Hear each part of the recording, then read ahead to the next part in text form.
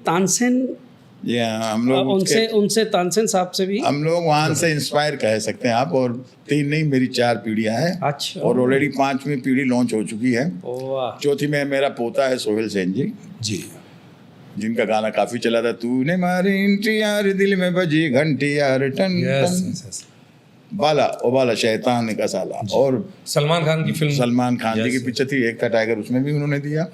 और मेरा पड़पोता जो है समर, वो भी इस साल लॉन्च हुए हैं एज ए सिंगर, और बहुत जल्द एज ए म्यूजिक डायरेक्टर भी होंगे। तो हम तानसेन जी के वंशज नहीं हैं, हम उनके मतलब जो शागिर्दों में आते हैं।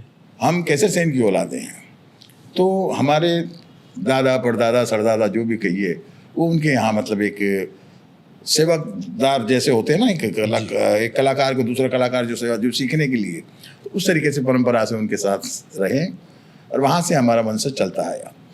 तो लोगों का ये, कईयों को धारणा कि भाई सेन लगा तो शायद उसके परिवार से होंगे, तो सुनने में बड़ा अच्छा लगता है कि तानसेन मतलब दिलीप सेन है तो शायद उसे, मगर हम क्योंकि हमारा परिवार का उनसे वाबस्ता थे, उनके साथ मतलब उठना बैठना जैसा था या रहना खाना जैसा था, तो उस हिसाब से हम कैसे सेन की औलादे हैं।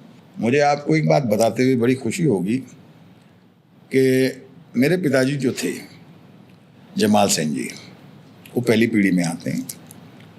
वो जलतरंग पखावज बजाते थे और गाते थे, तो कलकत्ता रेडियो में एज ए काम करते थे वो। और उसी दौर में वो टैगोरदा के यहाँ थोड़ा संगीत की शिक्षा भी दिया करते थे बच्चों को। हमारा क्लासिकल जो होता है, रविंद्रनाथ टैगोर जी, रविंद्रनाथ टैगोर। और फिर पिताजी को गाने का मौका मिला वंदे मातरम रेडियो में, तो सबसे पहले वंदे मातरम मेरे पिताजी ने गाया रेडियो पे। अरे वाह। वहाँ से अंग्रेजों का राज था, तो जाहिर सी बात है कि उससे ढूंढने लगे कि ये कौन है आदमी जो वंदे मातरम गा रहा है। तो कलाकार वैसे ही थोड़ा डरपोक कह दीजिए, भावुक कह दीजिए, या थोड़ा नर्वस समझ लीजिए। तो उन्होंने देखा कि भैया मेरे पीछे अंग्रेज ना पड़ जाए, वो वहाँ से चले आए लाहौर में उनकी मुलाकात हुई गुलाम हैदर साहब से जी। तो गुलाम हैदर साहब ने कहा कि सेन साहब आप एक काम करो, मेरे साथ काम करो। तो उन्होंने उनको अपने सहयोगी के रूप में रखा। ये फिल्मों में जो ढोलक, डफ और मटका जी, ये जो बजता है, ये मेरे पिताजी लेके आए थे। अच्छा। इससे पहले बड़े मुंह का तबला बजता था या पखावज बजती थी। और उस ज़माने में अगर आपको याद हो तो जब केएल साइकिल वगैरह का ज़माना था, तो उस वक्त साजिंदे पेड़ पे बैठ के बजाते थे या साइड में कहीं बैठ के बजाते थे, माइक भी दिखते थे। तो ये तो उस ज़माने की बातें हैं। मगर ढोलक, डफ, मटका और डेरू, ये इंस्ट्रूमेंट मेरे पिताजी लेके आए। वहाँ से उनका सिलसिला चला। फिर वो मुंबई आए 30-35 के दशक में। वहाँ से उन्होंने अपना करियर शुरू किया। कुछ पिक्चरें थी जिनमें उन्होंने एज ए एक्टर भी काम किया, खजांची, मुनीम जी, और मतलब उनके राइट हैंड लेके रहे। फिर उनको 1951 में पहला ब्रेक दिया था केदार शर्मा जी ने, जो राज कपूर साहब के गुरु हैं। जी जी। उन्होंने एक फिल्म बनाई थी शौकिया, जिसमें प्रेमनाथ, सुरैया जी और कई आर्टिस्ट थे। फिर उसके बाद में उनकी सेकंड पिक्चर आई दायरा, कमाल अमर साहब की। फिर उन्होंने भगवान दादा के साथ पिक्चर की थी रंगीला। फिर पतित पावन धर्म पत्नी आला उदल, ऐसे करके मन चली 20-25-50 पिक्चर। एज एन एक्टर नहीं, एज ए म्यूजिक डायरेक्टर काम किया। और उनका एक हिसाब किताब था उस ज़माने के लोगों का कि वो अपने में ज़्यादा मसरूफ़ रहते थे, अपनी कला में ज़्यादा मसरूफ़ रहते थे। मतलब जिसको आज के डेट में बोलते हैं फील्डिंग या PROC, वो उस ज़माने में नहीं होती। तो जो आज के ज़माने में है, उस ज़माने में आदमी ये सोचता था भाई अगर मुझसे कोई काम लेना होगा तो वो मेरे पास आएगा, जो कि आज नहीं है वैसा। आज भी नहीं है, और ये 50-60 के दशकों में भी नहीं था। अगर आप म्यूज़िक डायरेक्टर हैं, एज ए कंपोज़र हैं, तो आपको म्यूज़िक डायरेक्टर के नाते प्रोड्यूसर के यहाँ जाना ज़रूरी है, लाजिम है। आपको बताना पड़ेगा कि मैं सो एंड सो हूँ, मैं सर आपके साथ काम करना चाहता हूँ। तो ऐसे कई संगीतकार रहे हैं कि जिन्होंने काम बहुत अच्छा किया, मगर वो ज़्यादा फिल्में नहीं कर सके। उसके बाद में मेरे बड़े भाई साहब सन 70 में, सेकेंड पीढ़ी में मेरे बड़े भाई साहब शंभू सेन जी आई। तो 71-72 में उनकी फिल्म आई मृग तृष्णा। तो भाई साहब उस ज़माने में हेमा जी जब 60 के दशक में आई थी, 61, 62, 3 के वक्त में जी, तो उनका एक प्ले किया था जो डायरेक्ट मेरे भाई साहब ने किया था, मीरा का। मीरा का जो सबसे पहले उन्होंने प्ले किया था, उसकी मैन मीरा का किरदार हेमा जी ने किया था। तो कथक डांस की कुछ शिक्षा हेमा जी ने बड़े भाई साहब से ली थी। हो और वो क्योंकि भारतनाट्यम की तो वो थी, जी। मगर कथक के लिए उन्होंने कुछ दिन भाई साहब से लिए। तो उस बहाने हेमा जी से एक पारिवारिक संबंध बन गए थे।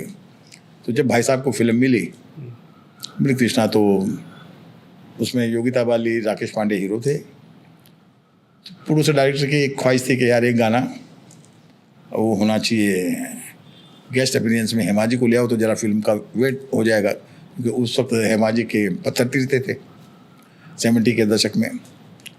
भाई साहब ने कहा भाई मैं पूछूंगा अगर वो रेडी होती है तो। गए भाई साहब पूछने उनसे। तो पहले तो उन्होंने सोचा, उनकी माँ ने सोचा कि गुरुजी, मास्टर जी, गुरुजी जो भी बोलते थे, हेमा गेस्ट रोल नहीं करती, फिर एक डांस कैसे करेगी। फिर हेमा जी ने बोला नहीं मामा, गुरुजी हमारे, और ये पहली मर्तबा आए हैं, इनको ना नहीं करना चाहिए। तो हेमा जी ने वो गाना किया जो कि बड़े भाई साहब का, क्योंकि उसमें राइटिंग भी बड़े भाई साहब ने गाने लिखे थे। वो गाना था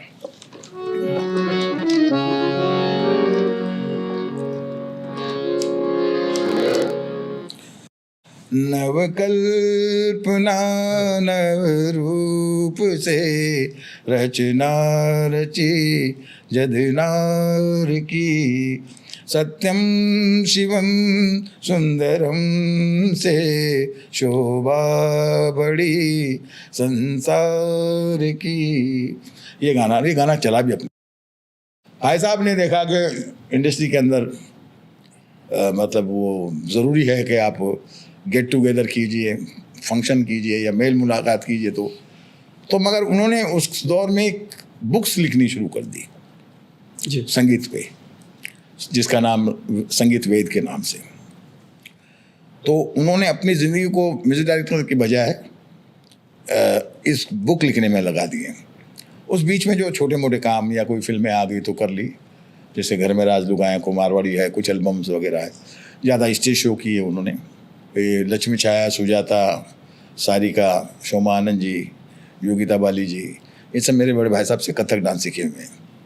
और मैं भी बेसिकली डांस मास्टर रहा हूँ जी।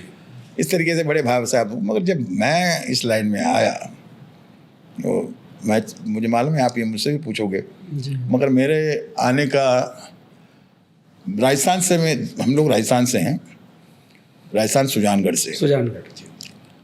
और सुजानगढ़ से कई लोग निकले हैं सर। खेमचंद प्रकाश जी जो अपने ज़माने के बहुत बड़े संगीतकार थे, महल का गाना आज भी उनका नंबर 1 पे है। आएगा आएगा आएगा ने, जो लता जी को जिंदगी दी। उस गाने की खास बात मैं आपको बताना चाहूँगा जो मुझे लगता है शायद अभी तक लोगों को पता नहीं है।